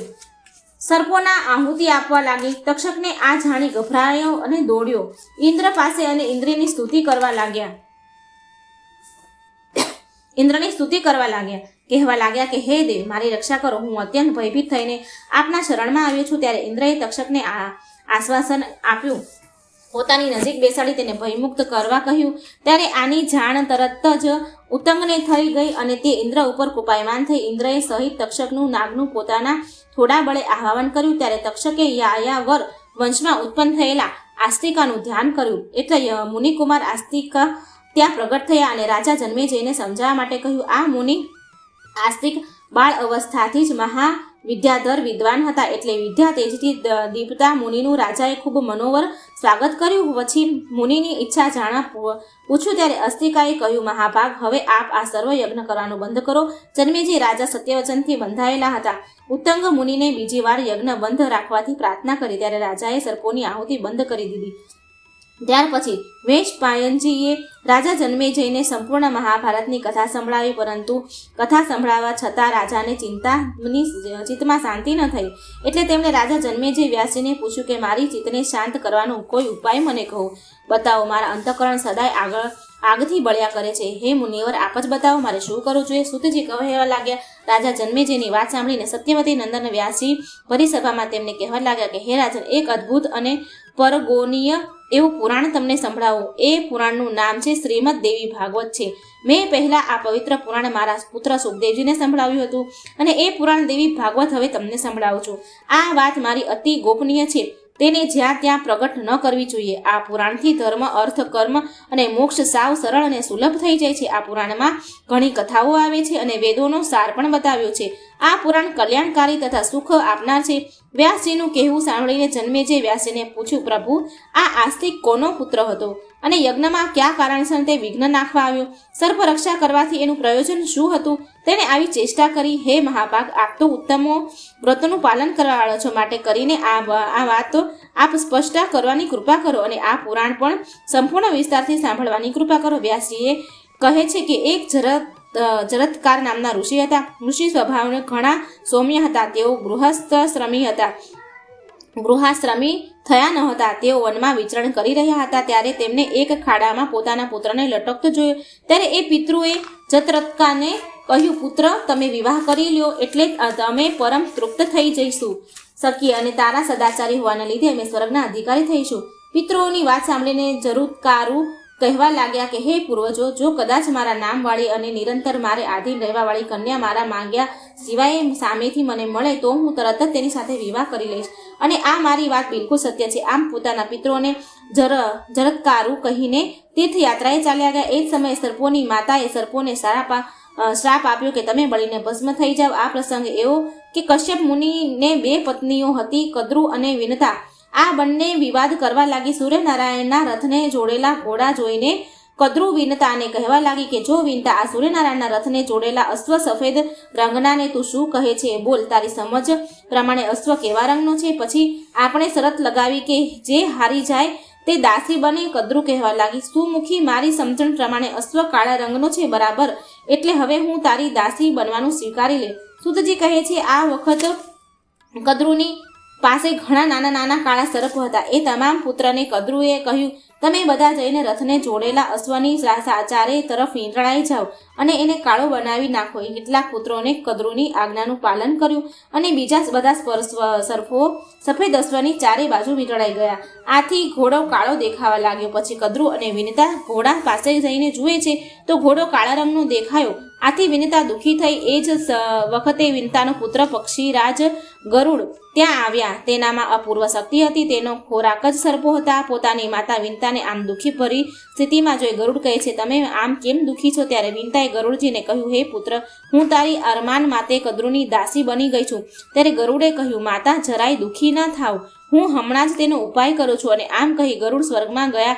દેવતાઓ સાથે યુદ્ધ કરી અમૃત કુંભ આંચકીને લઈ ગયા અને કદ્રુના કહેવા પ્રમાણે ગરુડે તેના પુત્રને અમૃત આપી દીધું. આથી તેમની માતા વિનતા કદ્રુના દાસીપણાથી મુક્ત થઈ ગઈ. વ્યાસજી કહે છે, એક દિવસ બધા સર્પો સ્નાન કરવા માટે ગયા. ત્યારે ચૂપચાપ ઇન્દ્રએ ત્યાં આવીને અમૃત ચોરીને જતા રહ્યા અને ગરુડના માતા વિનતા દાસીપણામાંથી છૂટી હતા. અહીંયા સ્નાન કરતા સર્પોને ત્યાં બે થયેલા જોઈને કુશા કહેતા દર્ભને ચાટવા લાગ્યા. દર્ભની બંને તરફથી તીક્ષ્ણ ધારો અને અણીથી સર્પોના ચાટવાથી તે સૌની જીભ વચ્ચેથી 2 ભાગ થઈ ગયા. કદ્રુએ પોતાના જે સર્પપુત્રોને શાપ આપ્યો હતો તેવા શાપગ્રસ્ત વાસુકી પ્રભુતિ નાગ બ્રહ્માજીના શરણે ગયા અને પોતાને માતાએ દીધેલા શાપથી ઉત્પન્ન થયેલા ભયની વાત કહી. બ્રહ્માજી કહે છે કે વાસુકી જરત્કારુ નામના એક શ્રેષ્ઠ મુનિ છે. એમના જ જેવા જ નામવાળી તમારી બહેનનું જેનું નામ પણ જરુત્કારુ છે તેમને મુનિ જરત્કારને તમે સોંપી દો. આથી તમારી બહેનને જે પુત્ર ઉત્પન્ન થશે તે તમારી રક્ષા કરશે. આવી કલ્યાણકારી વાત બ્રહ્માજીએ સાંભળી વાસુકી વનમાં ગયા અને તેની બહેનને વિનયપૂર્વક મુનિ જરત્કારુને સોંપી દીધું. જરત્કારુ મુનિ પોતાના સમાન નામવાળી જાણીને વાસુકીને કહ્યું કે જે ક્ષણે તારી બહેન મારું કોઈ અપ્રિય કાર્ય કરશે એ ક્ષણે હું તેનો ત્યાગ કરી દઈશ. આ પ્રમાણે વચનબદ્ધ કરીને જરત્કારુ મુનિએ તે કન્યા સાથે વિવાહ કરી લીધા અને વાસુકી પોતાના સ્થાને ચાલ્યો ગયો. હે પરમ તપ, તે પછી મુનિ જરત્કારુએ મહાન વનમાં પૂર્ણકુટી બનાવી તેમની પત્ની સાથે વિહાર કરવા લાગ્યા. એક સમયની વાત છે. મુનિ જરત્કારુ ભોજન કરીને પાસે બેઠેલ પોતાની પત્ની જરત્કારુને સૂચના આપી કે પ્રિય, કોઈ પણ સ્થિતિ કેમ નથી આવતી, યાને ગમે તે સ્થિતિમાં તારે મને જગાડવો નહીં. આમ સૂચના આપી મુનિ જરત્કારુ નિંદ્રાધીન થઈ ગયા. વખત વીતતા સૂર્યનારાયણે અસ્તાચળ તરફ પ્રયાણ કર્યું. સંધ્યા સમય થવાનો આવ્યો ત્યારે પણ મુનિ નિંદ્રાધીન હતા, એટલે ધર્મલોપ થઈ જવાના ભયથી મુનિની પત્ની જરત્કારુ ગભરાઈ ગઈ. સંધ્યા સમયે હું જો મુનિને નહીં જગાડું તો મારો ધર્મલોપ થશે, કારણ કે સંધ્યાનો સમય વ્યર્થ જતો રહેશે, પરંતુ તેથી તેઓ મારો ત્યાગ કરશે. પરંતુ પછી તેણે વિચાર્યું કે પોતાના પતિનો ધર્મ નાશ થાય તેના કરતાં તો તેઓ મારો ત્યાગ કરે તે જ બરાબર છે, કારણ કે મૃત્યુ નક્કી છે. ધર્મહીન પુરુષોને વારંવાર નરકના અધિકારી થવું પડે છે. આમ પોતે મનમાં બરાબર વિચાર કરીને મુનિ જરત્કારુને જગાડ્યો. હે સુરત, ઉઠો, જુઓ, સંધ્યાનો સમય થઈ ગયો છે. મુનિની નિંદ્રા તૂટી ગઈ એટલે તેમણે પોતાની પત્ની જરત્કારુને કહ્યું, મારી નિંદ્રામાં વિઘ્ન નાખનારે હું તને જઈ રહ્યો છું, માટે તું હવે તારા ભાઈને ઘરે ચાલી જાઉં, તને છોડી રહ્યો છું. ત્યારે જરત્કારુ બોલી, મુનિ, મારા ભાઈએ આપની પાસે જે કામ માટે મને મોકલી છે તે કામ કેવી રીતે પૂર્ણ થશે? ત્યારે મુનિએ કહ્યું કે એ તો એ જ છે. આમ કહીને મુનિ ચાલ્યા ગયા. તેમની પત્ની જરત્કારુ પોતાના ભાઈને ઘરે આવી બધી વાત કરી. વાસુકીને વિશ્વાસ હતો કે મુનિ સત્યભાષી છે. થોડા સમય પછી જરત્કારુ મુનિનો વંશધારી પુત્ર ઉત્પન્ન થશે.